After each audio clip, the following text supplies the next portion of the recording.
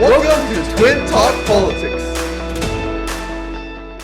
Hi everyone, we're here with Senator Woo, who is also from the amazing British Columbia. We're so honored to be joined by him today. The first question is always a question of pure luck. So we were wondering if you could take that 50-50 chance and guess who do you think is Jason and who do you think is Jerry? We hit our lanyard. We just hit our lanyard, of so course. because Because last time we just gave it away. So Well, this is Jason and this is Jerry. How's that? try again. Jason, Jerry. Unfortunately, that's wrong. I'm Jason. I'm the slightly better, the better looking one. it is No an opinion. comment. Eh?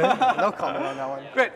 So the first question we have for you today is regarding one of the pieces of your work that we're really inspired by, which is your continued advocacy for a basic income program in Canada, especially given its potential to do things such as address economic inequality and provide financial security to more marginalized communities.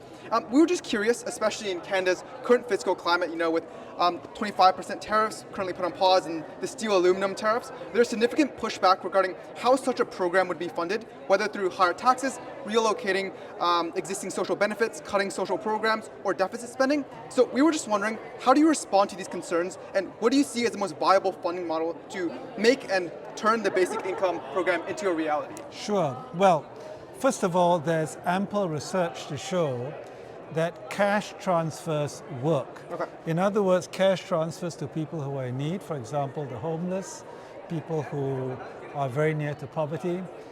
These transfers help them get on their feet. They spend the money on the things that they need to improve themselves, not on drugs or alcohol and so on, and it makes a difference in their lives. So when I say that I'm an advocate of basic income, I'm basically talking about the importance of cash transfers. Cool. It doesn't necessarily mean that we give cash transfers to everyone, Right. but we can target them in such a way that we can help people rather than simply counting on them to apply for programs that are demeaning for them and which take a lot of bureaucratic paperwork. Now, there is a way, I think, to scale up cash transfer programs without causing a strain on the budget, because it will reduce the costs on a number of social programs that are way more expensive. Right. And when you take into account the long-term costs of disability, of mental health, of impacts on the criminal justice system, on providing services to people who are homeless and so on, the investment of a basic income, or in other words, cash transfer, is very much worthwhile. For sure. Okay. Before we talk more about youth engagement, we just had another question for you. We know your background, you come from an extensive think tank, and you have done so much research on policy. So how do you think some of the skills you acquired doing that has translated into the Senate? Well, I've been very fortunate to have worked on public policy issues through the entire spectrum of policy development.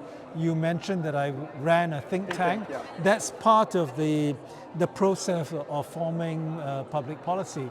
I've worked in the earlier stages of policy development as a researcher and a scholar. Right. And I'm so fortunate now to be in the Senate, where I'm at the end of the policy development process. In fact, what I do in the Senate is put the final stamp of approval before a law becomes law. Yeah. So I like to think that I understand the entire continuum of policy development, and I have a lot of respect for people who are at earlier stages of the continuum. I try to do my job while not overstepping the bounds, but it's just a privilege to see how policy is developed from the germination of an idea, maybe because of people like you know, young people who agitate about an issue. It's picked up by scholars and turned into academic research. A think tank might then flesh the idea out. An MP or a cabinet minister might pick it up. It goes to the House of Commons, and eventually it lands in the Senate. Yeah, the second to last question we have is, we know one question that we ask to all our interviewees is, in what ways do you think youth can become more engaged within the political discussion? Well, by getting involved in policy debates, whether or not they are on the political agenda. Right. I mean, there's a misunderstanding that you can only participate when the politicians are talking about it. But as we just talked about, the policy spectrum is about getting ideas on the agenda. Right. It's not just about waiting for the item to get on a politician's radar. So if you've got a concern about something in your community, about the country as a whole, about our place in the world, bring it up. Okay. Bring it up in the different forums that you have access to, and somebody eventually will pick it up, and hopefully something will happen with it. So the last question is, this is actually our first time in Ottawa, and this is the first time we're experiencing how cold it is, so this might be the hardest question of the entire interview. We know you're from BC, so which one do you prefer more, BC or Ottawa? Hey, I think there's only one answer to that question, right? Yeah. It's obviously BC. there we go. I'm a Vancouver boy. Yeah. I love Ottawa, I love the work I do, but boy, it's too cold here. Yeah. All right. Thank you so much for your Thank time. you. Thank you so much for your time. Thanks for having me. Thank you so Take much for care. your time. Cheers. Okay, Yeah, thank you. congratulations. Thank you so much.